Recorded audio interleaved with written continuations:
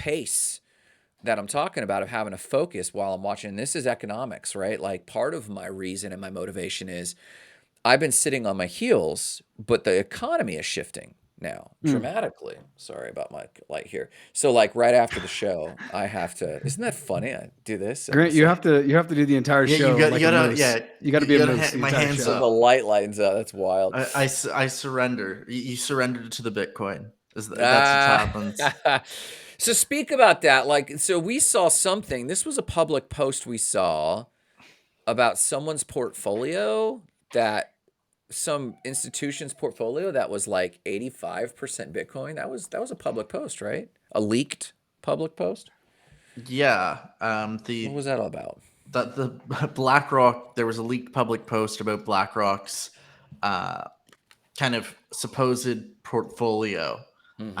And it was 85% Bitcoin, which was very interesting. There's 15% that was allocated in stocks and bonds from what I remember, but it was very interesting that it was a very heavy Bitcoin portfolio.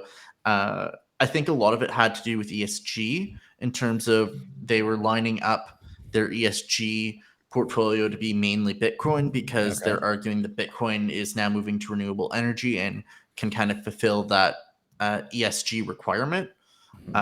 Whereas a lot of their other ESG investments have not necessarily performed at as strong a pace as expected. So like, but what did this do to the price, if anything? Oh, that had nothing to do with the price. What happened is on yesterday we had Cointelegraph. I rumor it's an intern. There's an investigation apparently going on about, put out a tweet saying that the BlackRock and iShares ETFs, the Bitcoin spot ETFs, were approved. And that sent the market kind of haywire a little bit because, I mean, those were technically both officially delayed several weeks ago until end of November. Really? So it was a very, very interesting kind of moment for the market, which really didn't know what to do.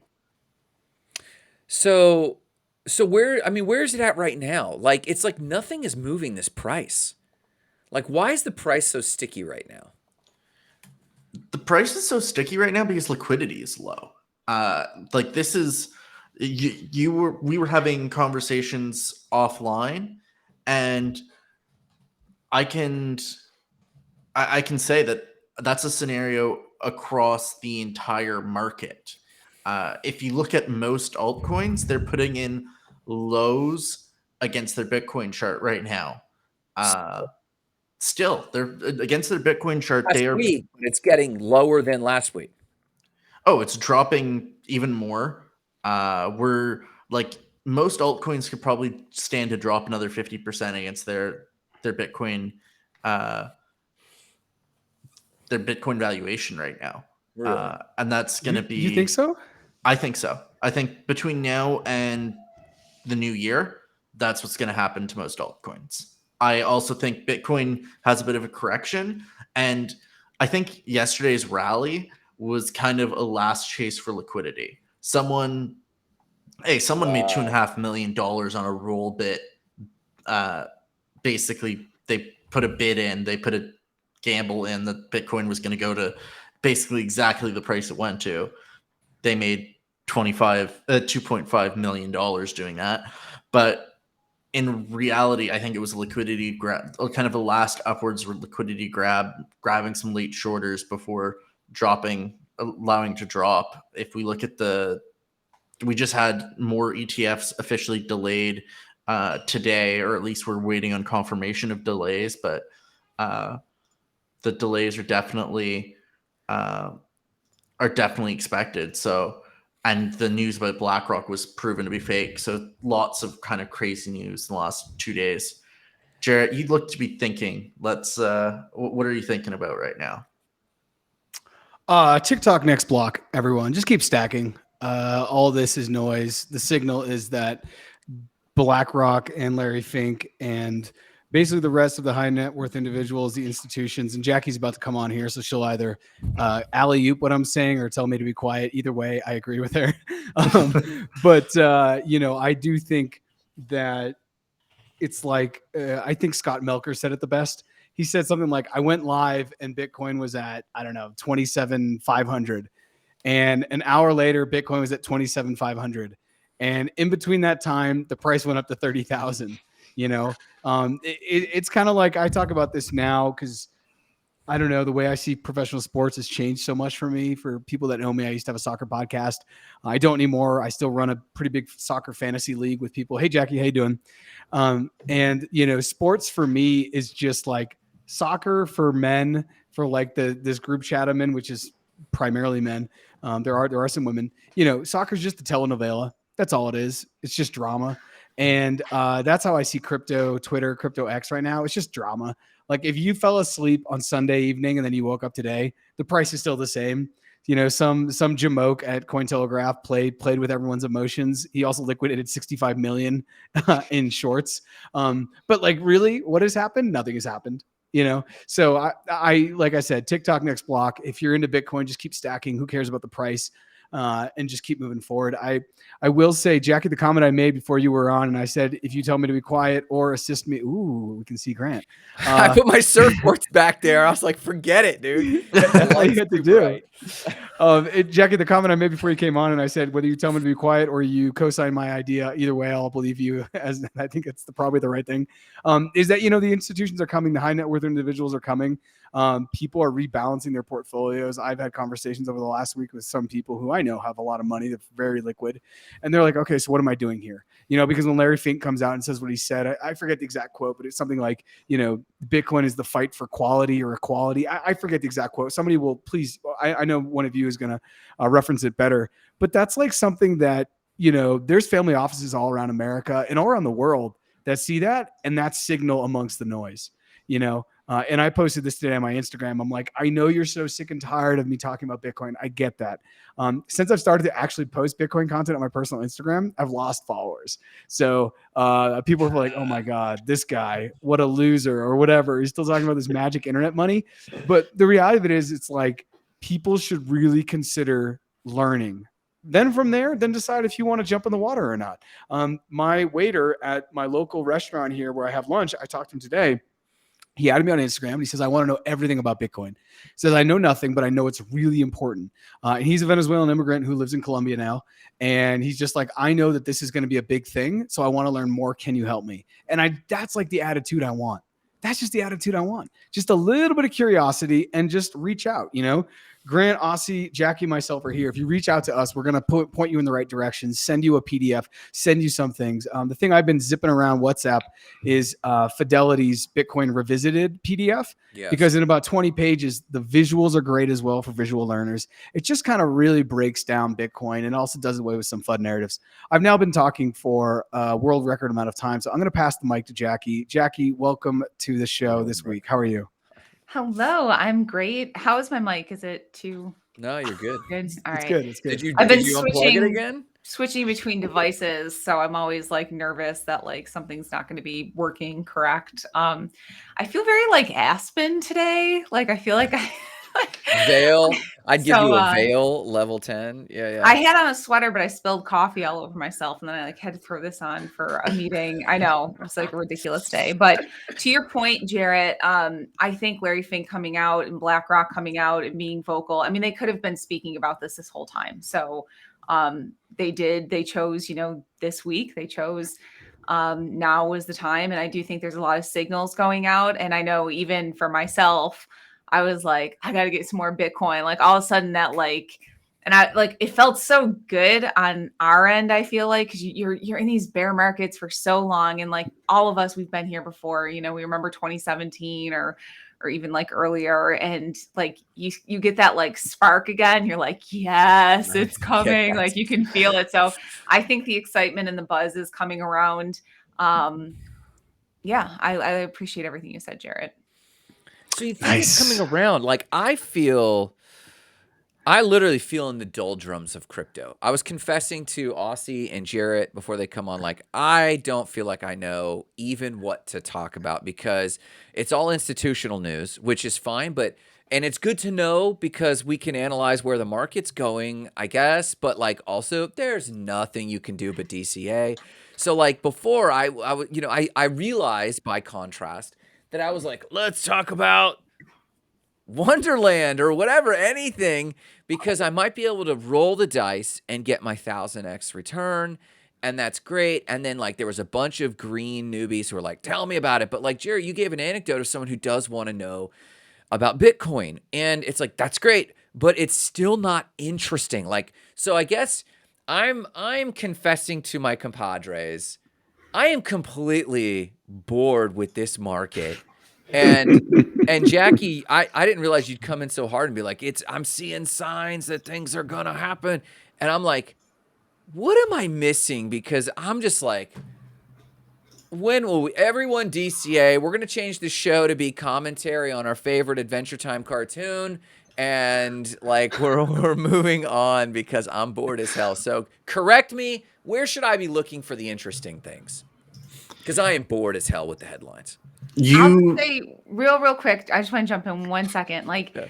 you know, over the last couple of weeks that I've joined the show, we've all explained that we wanted like people to be more financially literate. And in fact, the other day I messaged you, Grant, and I was like, have you ever thought about becoming an RIA?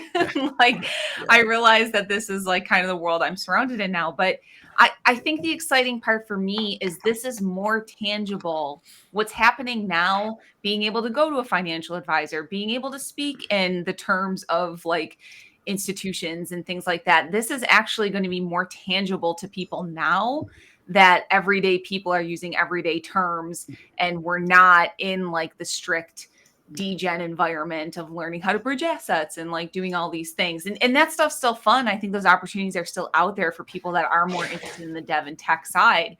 But I do think like Jarrett was saying, you know, you're not going to get ostracized at family parties anymore. It's becoming like an actually more accepted asset class. So I 100% agree with what Jacki's saying. And I think now is the interesting time to be talking about investing like in Web3 and digital assets as a portion of your portfolio, and how do you do portfolio allocation and those type of things between Bitcoin, ETH, altcoins, microcaps, just like you talk about penny stocks.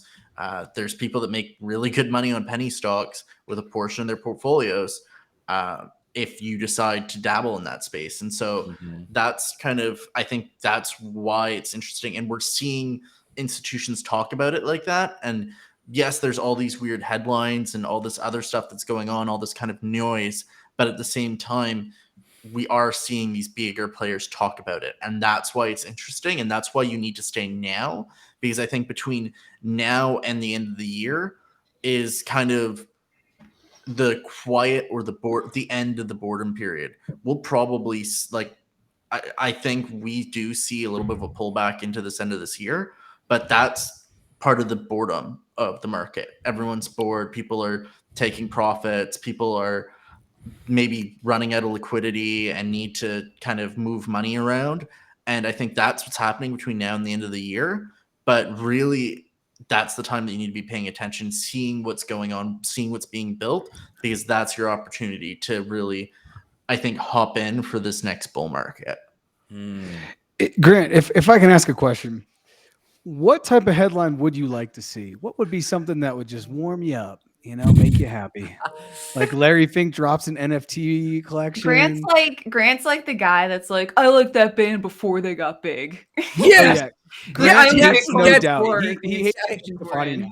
Yeah, like I mean, like I'm ready to move on to like, not really because this is a crypto show, but like in the back of my mind, I'm already like, let's move on to AI because like you know, my story, I was in crypto in 2013. I'm just, how many times can I have this conversation? Like we've been having the institution conversation, like in every like trough since time memorial. Now there's a lot more headlines going on. Jarrett, to your question, what sort of headline would I like to see?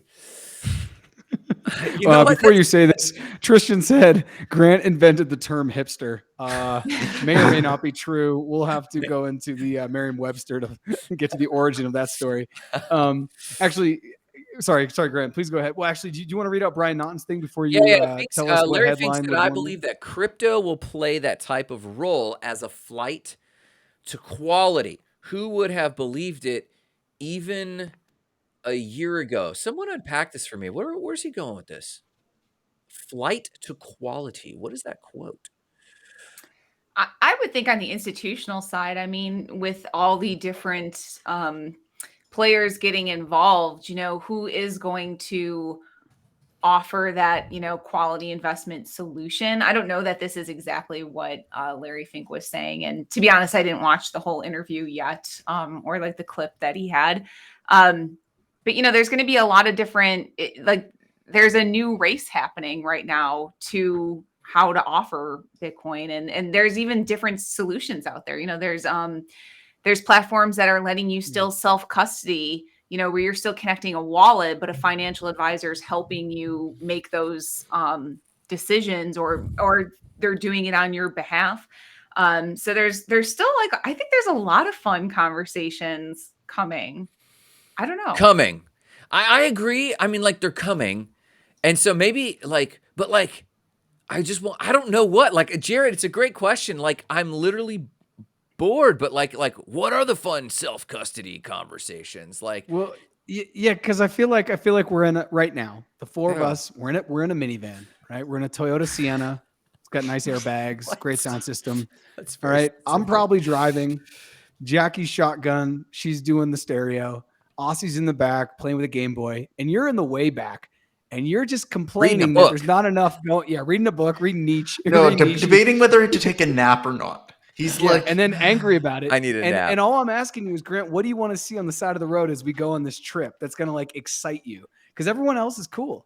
You know what I want? I tell you what I want. I want the next FTX. I want Why haven't you followed the trial then? Yeah, you could be following the FTX. It's you could be watching that's interesting. No, that is interesting. That is like all the sketches of his poor, whatever her name is, the sketches are horrible about that. But yeah, I want that because I want to turn around and tell people, I like consuming our crypto news right now because I like to empower somebody. So when they see the FTX collapse, I can take them by the shoulder and look them square in the eye and be like, it's going to be okay. But we've been in this bear market of what about Metamask being taken off of the iPhone? Have you guys seen that? There you go. See, you're right. They were put back up. Headlines. But they were put back up. Yeah. That was weird, up within hours. Why did they pull it down? What did they pull it down for? There's been some issues with scam or fake MetaMask apps going up, and it's like Chase Bank when Chase Bank basically said in the UK, we're not doing crypto transactions anymore. We're blocking them because there's so much fraud. I would say that there's an uptick because of the shortage in liquidity. There's been an uptick in scam ads and scam apps out there recently around crypto. I've been seeing it on my own feeds in terms of ads from trade $69, trade $95 to $39,000 in 48 hours, or a whole bunch of, or join this crypto newsletter for the best pump and dumps. But so Apple gets to just decide to, I know Apple gets to choose whatever they want. That's the thing. It was a little disconcerting for me. I literally spent a lot of time teaching people how to set up MetaMask wallets and things like that. And so when that news hit, I was like, ooh, should I be dropping my iPhone? I actually had a moment thinking about what is Apple doing here? I didn't like it. I'm an Android user, so I would say yes, because Apple has gotten into so many different things. They got into a huge fight with Coinbase at one point about Coinbase fees. They got into an argument, I think it was with Uniswap, about trying to get gas fees. On one hand, I appreciate Apple's take on things. Sometimes I don't have the time to not get a virus on my stuff. So I'm glad that I have Apple, because they are very stringent with these things. It's one less thing for me to worry about. But that seemed egregious in my opinion. It just seemed over the top. egregious because it was a crypto tool, or egregious because they Because do so this many all the people use time? it. I mean, like MetaMask is not like it's like the biggest wallet. I would say it has to be like one of the number one It's the wallets. biggest wallet. It's the biggest hot wallet out there. Yeah, Come so on, it man. almost seemed like a stance against crypto. Like it didn't seem like a. Yeah, I it mean, I did have feel no like that. idea, but I mean, it seemed too. MetaMask seems too big to like just make that sweeping. Yeah. Dare you say too big to fail? Oh well, No, I mean, no, of no. course, that's the No, name of not the with the game. power. Not with the powers that be, man. Real quick, Tristan says the real question is how did he, SBF, keep that money? I think we're talking about SBF here. I He believe hasn't so. kept a lot of the money has Are been you guys like gonna have recovered. Tristan on the show someday? Just like knock me off and have him like come on. I don't know. Maybe if we can nail down where in the world Carmen Sandiego is here, because Yeah, I'm not unconvinced he's not an AI bot. He hasn't proved Yeah. me otherwise. yeah. Well, I mean, I He- guess we would go in the direction Grant wants to go. He just wants us to just be AI everything, apparently. no, I just want to invest in it before it was cool, and now it's way past that point. So it's like AI's old hat now. Okay, so what's the new thing, Grant? What's Okay, the so now see, this is What's what I the want to new talk thing? about. The This is what I bell-bottom want jeans? to talk about. What is the new thing that we're gonna grab onto, or are we gonna get sucked? Like I know, like crypto people, like they bail. Like John Kraske always points out, like everyone bails into the next thing. But like, what is the next thing? Just for 2 minutes, we've been on a call. We've been on a call, Jarrett. What do you mean? I can just picture him crying. Come on, man. There are call bots, Tristan Peter, Just, and you're yeah, just AI you're is gonna pretty type good these something in days. here. He's gonna put an emoji and like whatever, but an AI bot can do that too. AI bot Tristan Peter. Like, AI bot have you Tristan. seen these robo dollars? But what is the next thing? I mean, we thought for a minute it was even going to be like the metaverse, like engineers. Like, what is the next cutting edge technology coming that I think blockchain will also tie into? Because I think AI is here, but AI and blockchain, it is a tough thing to get these two developers to actually speak. Are you guys foreseeing any other technology on the horizon, or is it just this for a while? What's just this? Like what? Blockchain and AI. Really? Like when we go to conferences, when I go to and talk to tech people, it's like blockchain AI. What, Jacki? I mean, the metaverse is still a thing. Like we have like experienced unprecedented change in like the shortest amount of time at this point, and like you're bored. Grant is so bored. Grant just wants to have Oh my flying gosh. cars and like a robot to massage his feet all day. That's all Grant Do you want wants. to? Look at he's not. Do you know what I think? I don't Grant's hate the it. oldest among us, and I think he's the one that's got the closest thing to the brain of a toddler. Oh my gosh. Yeah, Grant, maybe you should start like at all dreaming these got again. surfboards. Let me go, Grant. Let me go ahead and read out some things. And this is from Please. a post from LinkedIn the other day. Yeah. It said Brian Armstrong of Coinbase shared 11 startup ideas he'd build now. One of them is a flat coin, number one, Aussie. Yep. On-chain reputation, an on-chain reputation system, Google's PageRank for crypto, on-chain ads, on-chain capital formation, job/task marketplace, decentralized Upwork on Web3 rails, privacy for layer twos. All transactions on layer twos are now public. Excuse me. P2P on-chain decentralized exchange, on-chain games, tokenizing real world assets. This is something that Jacki can talk about at length. Tools for the network state. Some people over time will live in small communities and DAOs. Web3 professional network, decentralized version of LinkedIn. Do any of those things pique your interest, or Very you much. want to dive into more? Very much. And I saw Jackie's head nod in time with mine. Network states, that particular headline at large, I think is the most salient. And when you said it, and I saw Jacki and I agreeing because, offline conversations we've had throughout life, the thing I guess the thing that is a salient headline, and it's a clue. What's going on, Grant? And you like, get whatever.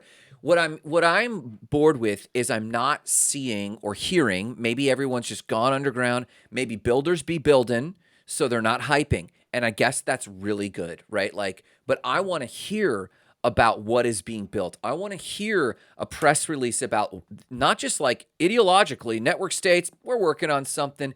I want to hear someone talk about, hey, we hit a cutting edge breakthrough and a good, like, Internet of Things, DAO, blockchain integrated solution for a micro community in West Virginia or North Carolina, and we're tracking, garden use or voting power or proof of seeding. Someone went into a garden, Internet of Things, checked in their body. They walked in, they started planting and contributing to that garden, so they got an extra 35 units of the token, and then they could have a stronger voting power because of their performance. I want to hear really what the hell is going on in this space, or is everyone sitting on their hands waiting for TradFi to Can I?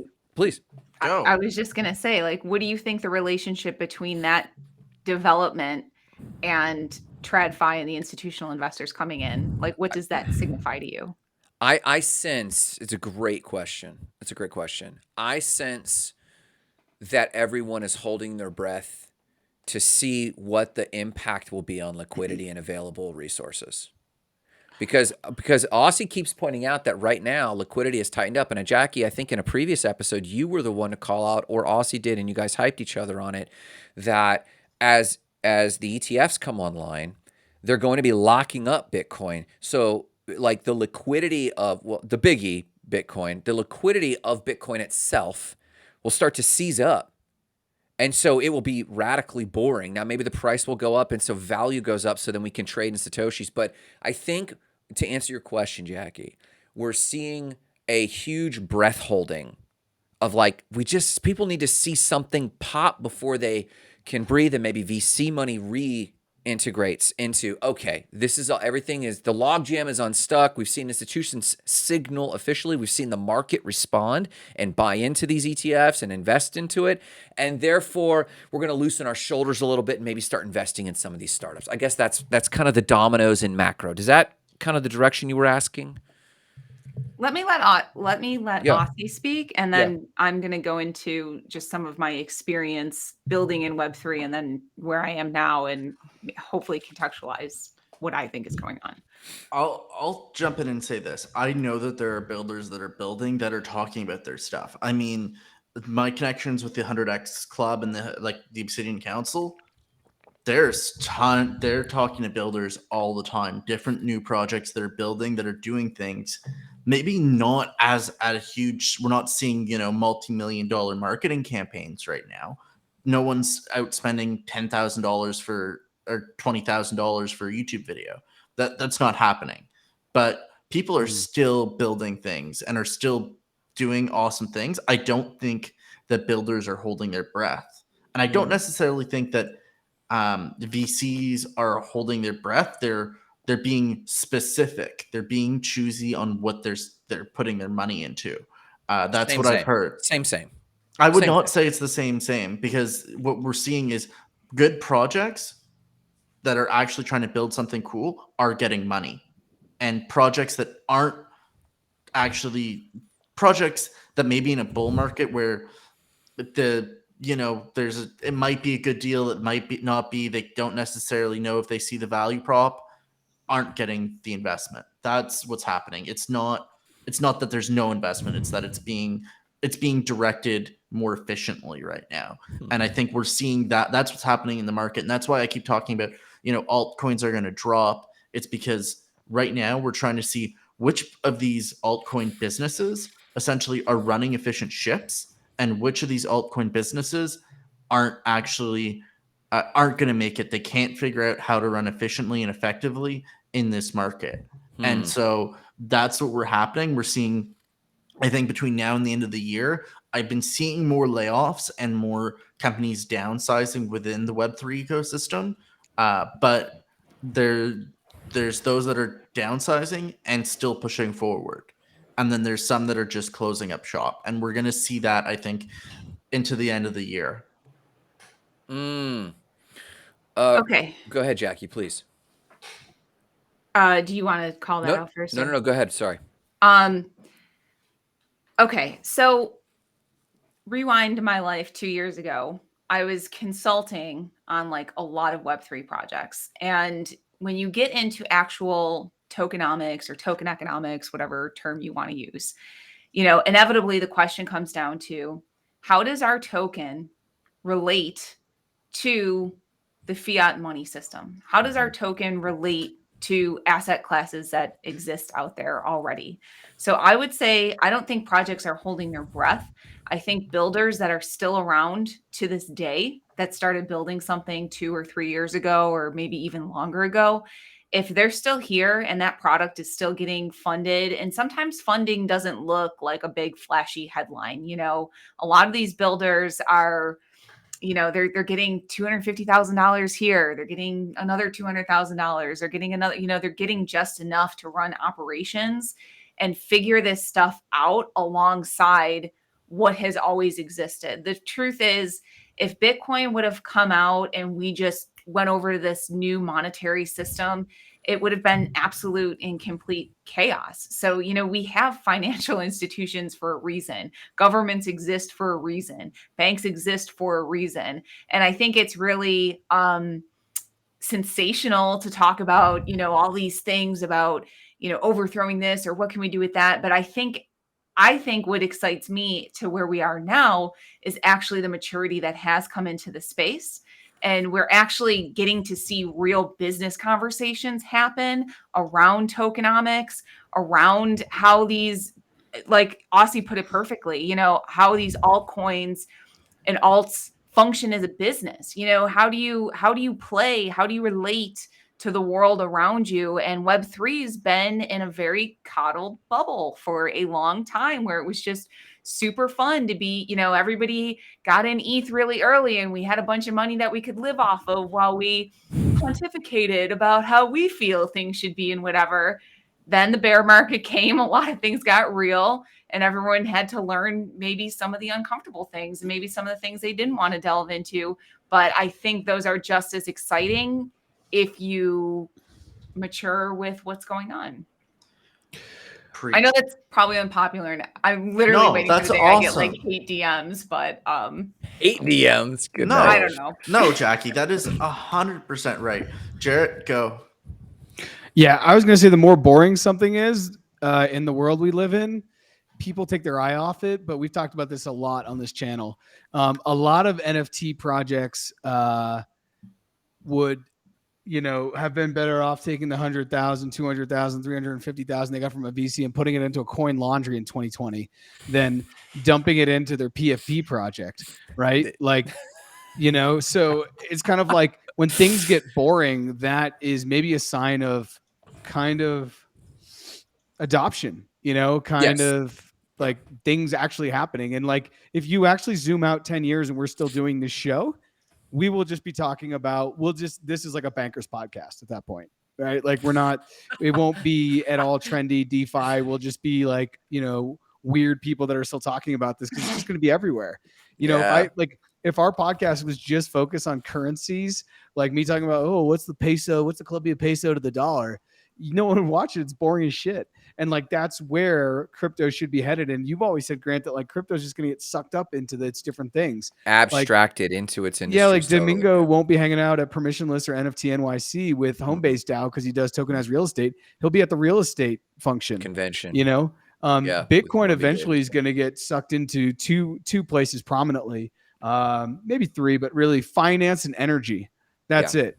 It is tech, but finance and energy is where it lives. And 90% of the conversations we have at Compass are all about energy, right? Yeah. We're trying to figure out how do we get, cheaper energy partnerships, more strategic energy partnerships. It's just energy. That's all Bitcoin is energy.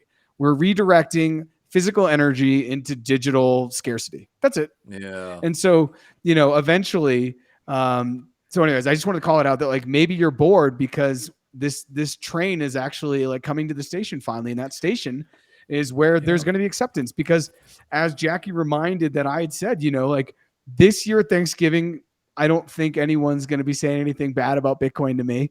But like next year and the year after, I'm already preparing. We've talked about this off mic. I'm literally preparing for when all my friends and college roommates, college friends, they all hit me up and say, hey, do you have time? I really want to learn about Bitcoin. And that's going to happen right around when it's 80 to 100K. And that may or may not happen.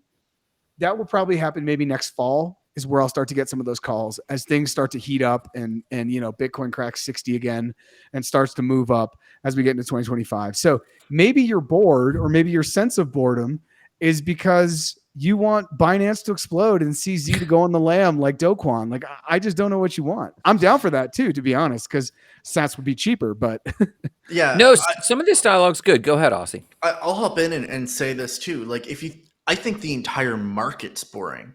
Like, Yes. not just about crypto. Like, talk about real estate. Most people, and you know a lot of real estate investors too, so I'm going to tie this back to you. But a lot of people that I know in real estate right now that I'm talking to, real estate's boring. They're not finding, there's not a lot of easy cash flowing deals. There's not a lot of deals to be found in most markets. You know, there's still that niche deal or whatever, and there's still people making it work, but not everyone's saying, oh, you should go out and buy a rental property right now because the rates are so high. There's a million different reasons. Everyone that was saying go buy a rental property in 2021 has a lot of them have changed their tune.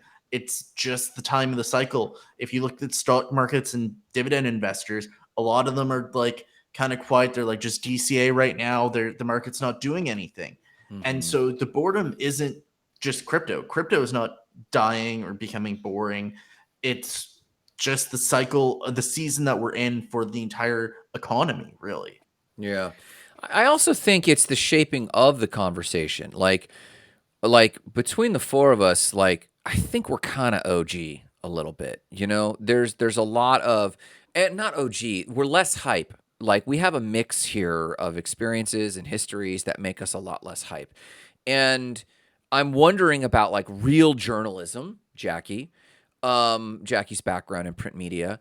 I'm wondering if the reason I'm bored is because the marketing apparatus of crypto also has to jump from adolescence to maturity. There's no in between. They have to jump. And I think part of the boredom is like, I guess you're right. You guys are pointing out different headlines, different stories, different things of interest. And it's like, yeah, we haven't learned to talk about this as an industry. The marketing arm of crypto hasn't learned how to talk about this, I think, in a strong way. LinkedIn is good. Jacki's you've been contributing a lot of great stuff, and I'm starting to see an improvement of how we're The Grimace token, the Soulbound token. Grimace actually, is yes, he's I gonna was wake thinking NFTs about back that. up. I was thinking about that because, like, I mean, that was an interesting take on the Soulbound token, and I did not realize Soulbound tokens could not be transferred. I didn't realize that was the defining term. You know, but how are we reporting It's called on the Soulbound, Grant. But that soul is portable. For all the I was gonna say, for all the theologians in the show right now, I didn't believe that meant it was attached to my MetaMask, Jacki. Yeah. But no, I did appreciate, and I have appreciated some of the stuff you're sharing, because I do believe that the reshares are maturing, but I want like good headlines about like breakthrough technology. Like, you talked about the 100, what's your group, Aussie, with Obsidian, the 100 dudes? The 100X Club and the Obsidian Council. Yeah. I want to see those headlines. Like, hey, you know how right now VCs put out like someone funded at 1.5 million. I don't want Grant those. just admitted that he's a crypto bro. He's like, I just want crypto bro stuff. He is what talking Doing on more the and show, more like homie. chief Like, we're over degen here having officer like right here. dreams about business use cases. Like, I'm excited that like partnerships are finally happening. You're like, I'm just here for the tea. No. He is okay, Jacki. He is only here for the tea. First of all, he is basically a middle-aged Latino woman trapped in his body.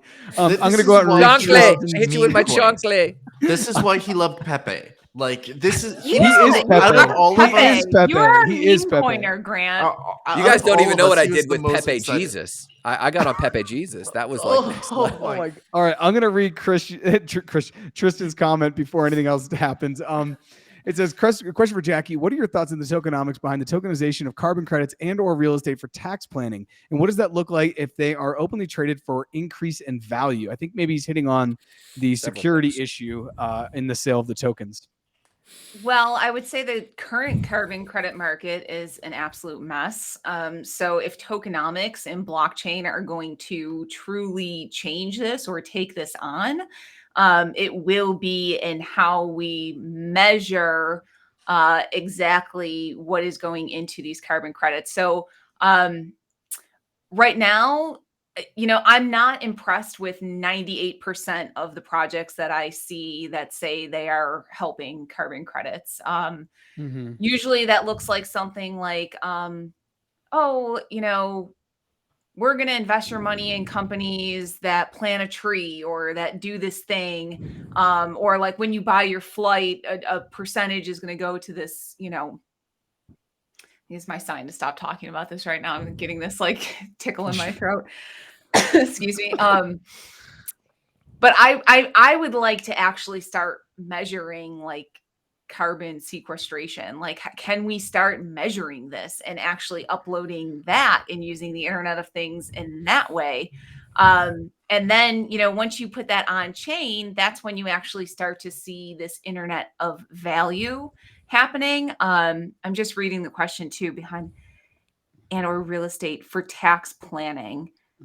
So you're saying like I'm wondering, is he like wondering on like Credits, how you allocate credits, I could imagine is complicated because not necessarily the carbon credits potentially are owned likely by the company and not by the individual who's buying the token. And so I could see that being a complicated piece. On the carbon sequestration point that you just made, just because that was my bachelor's, I think there's just not enough tech out there for accurately measuring carbon sequestration at least on the scale that we're probably talking about for like even for like 5 trees. It's not super easy to maybe make that measurement right now, and so that's probably why we're not at that level of detail in that, because governments can't even measure the carbon sequestration or don't have the ability to measure that properly. And I totally agree. I think our carbon credits market is a total mess, and you'd almost need to use a lot of different, basically find a company that's willing to integrate with all of the different systems to make an effective carbon credits market with the Internet of Things tech that you're talking about. That's only slowly coming on board. I was talking the other day with George Tortorolo. He's part of a company called Restore, and they're using blockchain. And we were talking, and I had asked his, I think the founder of the company, Rob, why they weren't focused on carbon credits.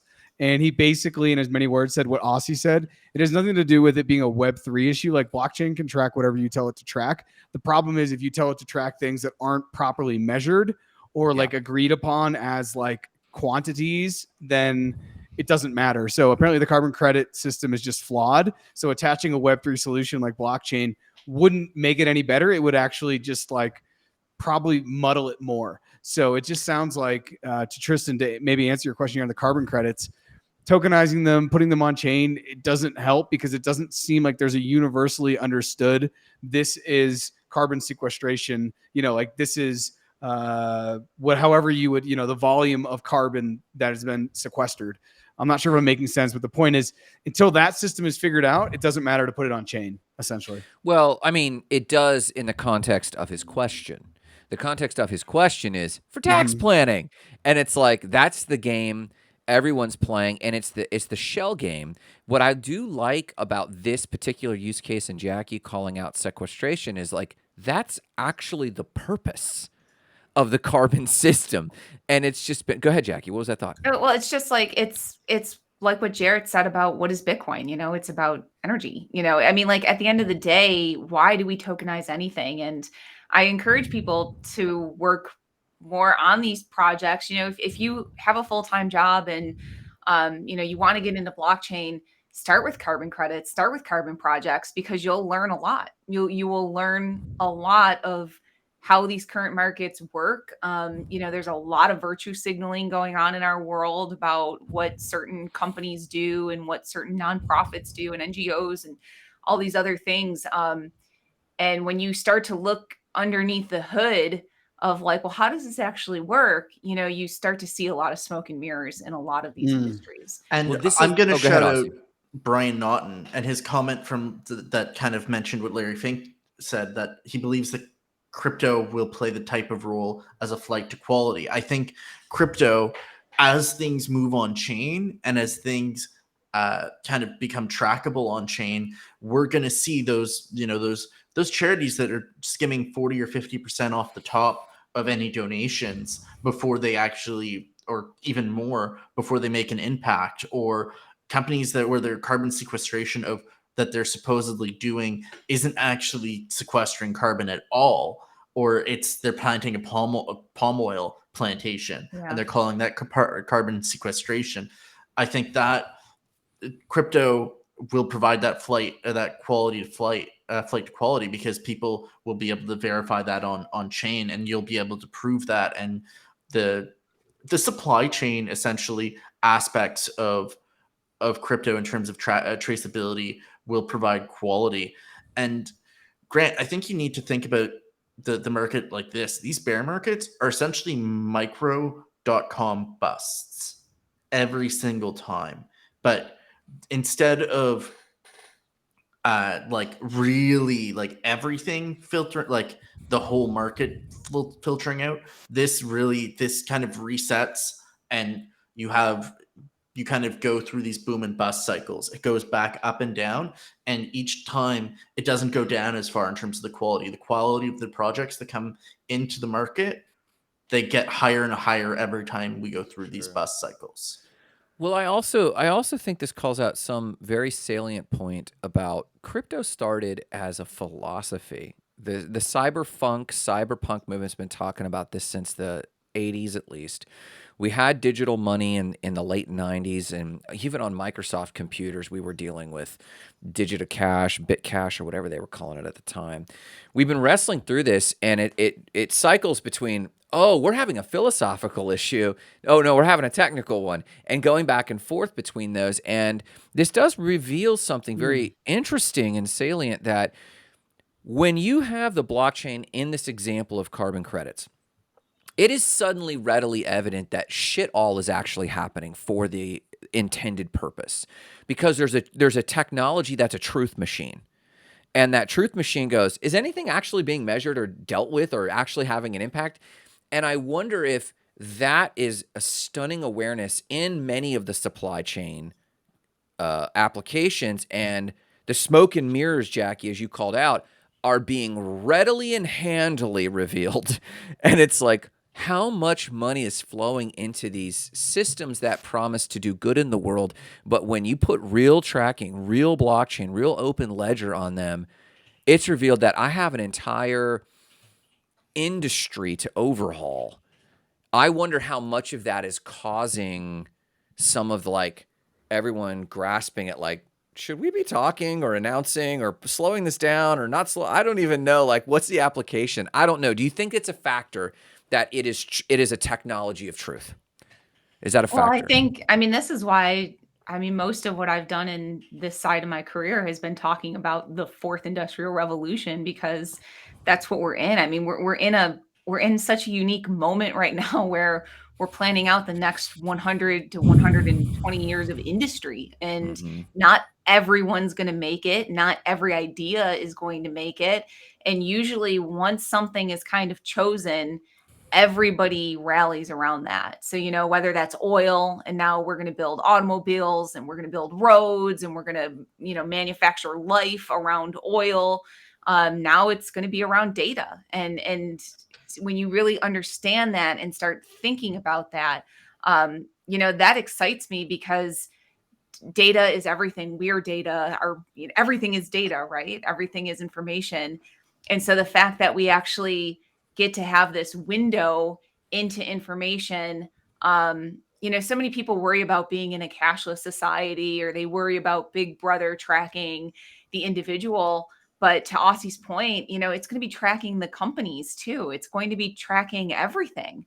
So, everything's going to be transparent. And it sort of reminds me, there was an episode of South Park many years ago. I don't know the last time I watched South Park, so this had to be many years ago. But everybody's internet data got released, and the whole town goes crazy because you can see everyone's emails and what everybody was saying and whatever. And I think, that's the holdup. If anyone's holding their breath, I don't know that people are really ready for transparency. And I so agree. there has to, almost every project I worked on, everyone's like, yes, blockchain, this is the next thing, got to get in. And then, you know, you rolled out to them and showed them that this was a transparent ledger, and they were like, oh, oh, hold on a second. Like we're not, you know, and the roadmap actually became, how do we come to terms with what's been happening to this point? Tell everyone we're going to make a change, and then start implementing that change. And oh, by the way, it might not be financially in everyone's best interest, you know, to do that. True. Absolutely. And I mean, we are seeing it already working to increase transparency in the world right now. Like Guatemala held their elections a few weeks ago, and they actually used blockchain to basically provide a dual ledger for votes. It was just when a vote count went in, when someone voted, in terms of a timestamp, as a double ledger that was saved on the blockchain. But that's a massive improvement when you could never independently and truly verify voting data before. I would love to see that in next year's elections, like a parallel blockchain voting system that, you know, doesn't override the actual voting system we have right now or anything, but just to compare it, you know, just to actually see like that what would did be the interesting. blockchain produce. Like a parallel audit chain. Yeah. Yep. It's essentially, yeah, it was basically every time someone registered, like signed in to go vote, it was registered both on the tally sheet and on the blockchain. And that's, I mean, I think that's the kind of system that's going to keep going, and we're going to see it move even further in terms of the scale, the accountability, everything. And so I think we're seeing things built. It's just you've got to be looking maybe a little bit more in the shadows for the real things that are going to make that huge impact. The shadows, but that would be such a cool opt-in. Like if you went and voted on your ballot and said like, can I provide this information uploaded to, you know, whatever blockchain? Like I would love to see of the people who voted yes, and then those people like who, you know, what that outcome actually was for who they chose as president, or local elections or whatever. That would be so interesting.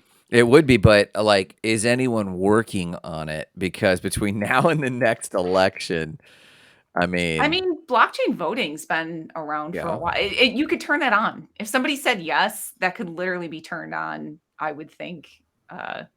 It's just taking in data and logging it. So I'd like to dive down the rabbit hole and look at that Guatemala blockchain example, because most of that country votes by taking their fingerprint and they put it on a piece of paper, and then they dump that paper in a ballot box.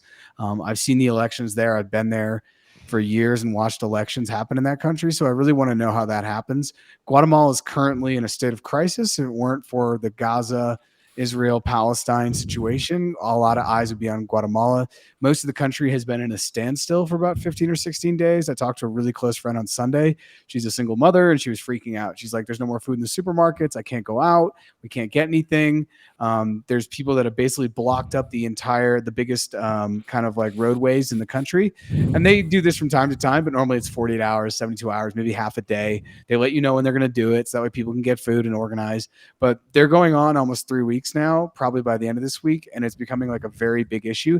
And it's against the people that are doing this. It's a democratic move, because there was basically almost a coup d'etat happened in Guatemala, and the people are like, no, we're not going to let that happen. And it just goes back, the reason why I say all this, it goes back to the whole transparency issue, because I think transparency, radical transparency, no one wants. You guys talked about nonprofits, and it's like, oh, if I give to this nonprofit, you know, what's going to happen? Where's that money really going to go? And like, I work for Mercy Corps, and if you go to the Mercy Corps main website and you go to the bottom, it says like 18% goes to overhead, essentially, which is like keeping the system alive, right? But I've told people at Mercy Corps, and I had to whisper this because a lot of people didn't want to hear this, there's a huge future in which, instead of having, 6,000 people work for Mercy Corps around the world, you'll still probably need people on the ground in certain countries to like execute stuff. But a lot of times the big nonprofits, they'll work with a local nonprofit who does child literacy or something, because like they don't want to come up with the whole program and build 10 years of like, rapport. So then they give the money to that local child literacy program. And I told people at Mercy Corps, I said, hey, the future of this, if it all goes on chain, is Mercy Corps turns into a headquarters with like 20 people. And they basically just monitor and that's it, because everything's going to be on chain. You're going to give $15 to support, for example, maybe children in Gaza right now. It's going to take out maybe $1, and the other 14 you're going to see are going to go over to the Doctors Without Borders that are in Gaza through Mercy Corps, and that's it, right? Like, you don't need all the people that sit there right now that do email marketing, that still literally send out thousands of letters, because so much of nonprofit donations in the United States are still built up by boomers. They still love to get things in the mail. So like the entire nonprofit system, if it actually dives into to the blockchain and the solutions that it does have for transparency and movement of money from basically donors to beneficiaries, it's a P2P system. In that donor and beneficiary system, you do not need someone in the middle making decisions. The people that will make decisions will just think about maybe the programs that they want to support and then give those options to the donors, but that's it. You don't need basically the amount of people that sit around nonprofits these days and get paid to do stuff. We have a crazy amount of inefficiencies once you step into a full blockchain system. And the last little example I'll give is my buddy Jeff. He and I we mined Ethereum for 16 months and made Ethereum. We had like 9 mining cards in his basement. But he tells this crazy story because he works for the local government up in Massachusetts. And this is like crazy inefficiencies. And I've worked in the government in the last 5 years, and it's crazy how inefficient they can be. And I'm sure Aussie's like somewhere, like he's like rolling his eyes to the back of his head here. But at this local government in this small town in Massachusetts where he works, there is a dude who's part of the local union, so he cannot be fired, who literally on payday, this is all he does. He does the timekeeping, payroll. He goes around and he collects physical cards to go put them into a system from probably the 60s, get them stamped, and then he passes them on, and then they get paid. He can't be fired because he's part of a union. But when he dies, that job is gone. Jeff, who worked from home from the pandemic, would have to go in every Friday to sign his time card just so this guy had a job because he's part of the union. That is the crazy amount of inefficiencies we have both at the government level and in nonprofits. I could speak for days about inefficiencies. But when you bring on blockchain, it's over.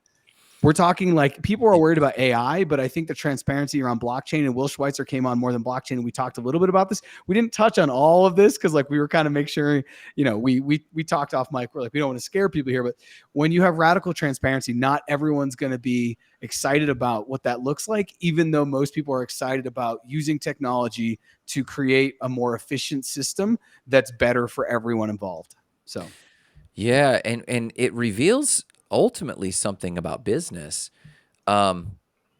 Transparency is interesting because nearly all business is a degree of arbitrage. And that's all it is. That's all what it we is. call profit margin or whatever, it's a degree of arbitrage. And so when you start chipping away at all of the tiers of the difference, and arbitrage is the difference between what I know and what you know, and can I profit from that? And when you start chipping away at that, you have to start asking yourself, like, how far do we chip before we have no real structure for capitalism anymore? What, Jacki? What's that thought? I mean, I guess I have I feel like I have a more optimistic view of it. Yeah. Oh, my view is optimistic. I'm very optimistic. I'm just saying when it comes to employment, that's where people get really fearful. Whenever like most people, when they think about AI and I talk to them, they're just like, the only thing they're thinking is from their fear mindset. How is this going to hurt me? Not how is this going to help me? You know what I mean? So I'm optimistic. In your example, I was heavily worked with organized labor and unions. And to be honest, I had people that I managed. I was non-affiliated at that point. Were they the best workers? No. And they had guaranteed life jobs, some of them. But they were great family people. They did great things in their communities. And I actually didn't care that they weren't the best worker. I actually see like a need to protect people. I mean, what is work? What is everything we just talked about? Carbon credits are fake. This is fake. Guess what? People need jobs. People need to work. They need to bring home paychecks. They need to support communities. So I guess there's like a part of me that like doesn't care so much like how efficient we are and how tokenized and gamified it is. And like, I get all those things. But at the same time, I think transparency just opens the door for a nonprofit to say, do we need pencil pushers, or can we actually put boots on the ground, helping people, being human to human, touching people and getting them through the actual trials and tribulations of life? And, I see such a renaissance for the humanities in all of this, brought on from transparency. And I think that's the highest good we can actually achieve, is saying, how do human hands actually go touch human people and do human things, because technology has freed up the space to allow for that. Absolutely. I don't want to get into our argument of basic income, universal basic income, but you said people need jobs. And I kind of wanted to say maybe these efficiencies make it so that we don't not everyone needs jobs. And I definitely think that what it'll do is the efficiencies will essentially make it so that the middle portion, the people that are playing middleman, are the ones that lose out. But we are going to see people that are actually doing things on the ground more, because you eliminate those pencil pushers in the middle of a nonprofit.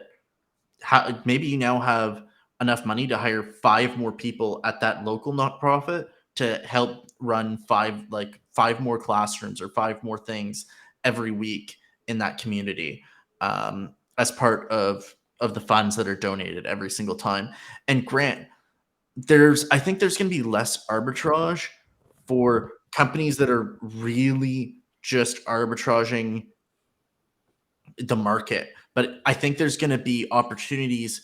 You can still arbitrage your skill set. And I think that's where skilling up and having important or in-demand skills That's interesting. are where you're going to be able to arbitrage. Because there's going to be people who aren't going to understand AI prompts or whatever, and there will still be demand for that. There will still be people you can if you're good at that, you will still be able to arbitrage your skills.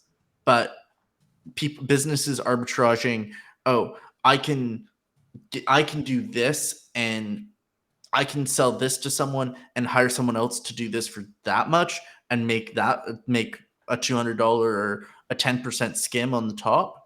That, I think that's going to go away. I think the people that are essentially arbitraging other people's time is going to disappear, because people will find the efficiencies. I 100% disagree with you, Aussie. We have to have another episode about all of this, because I have 30,000 things I want to say. I know we're over time, but Aussie, I 100% disagree with you. As someone living in Colombia, seeing the amount of companies that come down here to basically get a really good U.S. English speaker to pay them $500 a month. Nice. The arbitrage of globalization is only going to continue as more and more younger people speak English well. Never mind what AI could do when it comes to customer service, and we're already starting to see that. So I would just disagree with that. That I think you are going to be able to leverage. The arbitrage is still going to be there. I think it's going to look different, and especially when you think about leveraging different currencies. You can get a VA to do something for $3 an hour that you can get paid for $80. That's not going to go away anytime soon.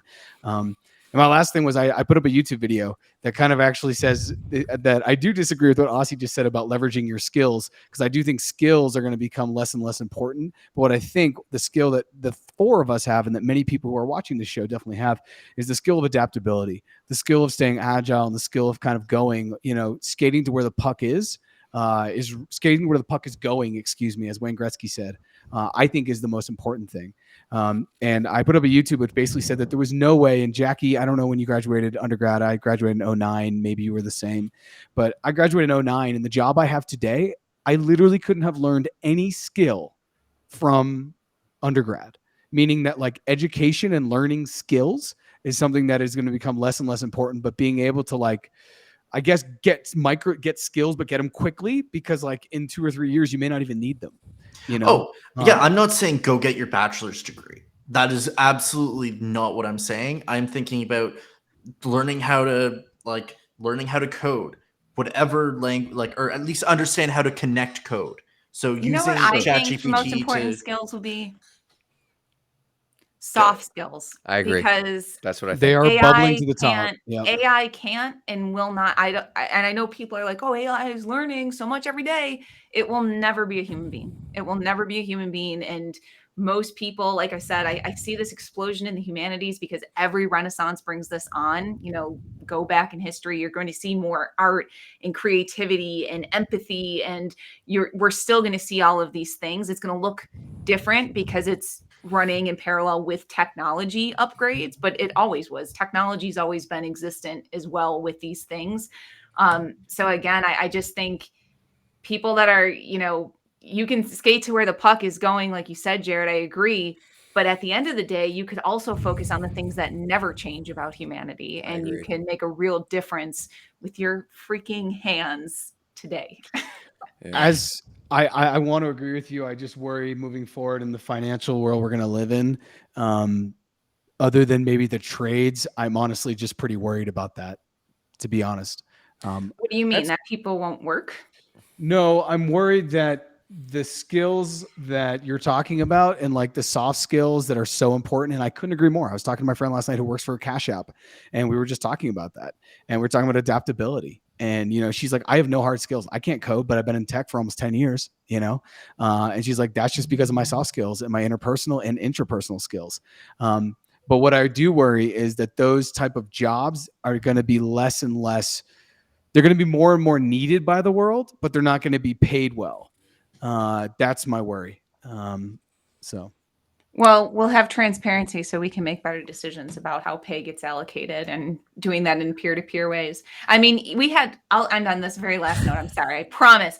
But a couple years ago, I interviewed a guy named Asher Lozado. He was running for mayor of LA, and he had radical ideas about how to tokenize the government. And he even said, you know, what if your government employees, who are civil servants, by the way, you know, what if they got paid for actually doing community service, for actually like boots on the ground, helping and doing things in their community, not sitting at a desk, not, you know, doing computer work or managing other people. But what if they earned their paychecks the same way all the rest of us do? And I think, you know, again, with the custody and ownership of data and those things, and getting to choose how we allocate those things, I just think the doors are going to blow open on what we as humanity decides is important to do as jobs.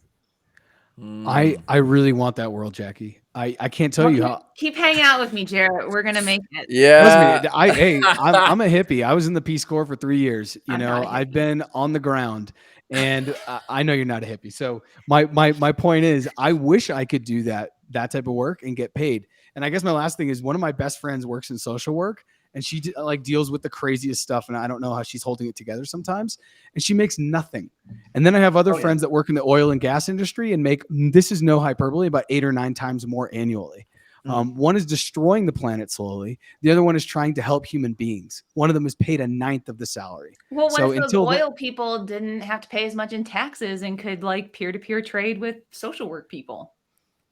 Okay, I think we need to. I'll pass you the blunt because we're 30 years away from that and a couple nuclear fallouts. So yeah, so yeah, I do have to run, guys. I'm sorry. Yeah, let's hit pause on this conversation. Grant, was this boring?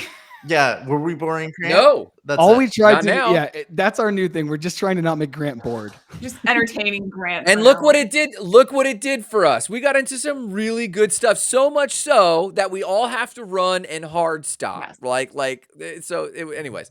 All right. Real quick. Shout outs. And if you got to bail. No shout outs. The shout out is we'll see everyone next week. We'll see everyone shout out next this week. conversation. Bye, everybody. Bye.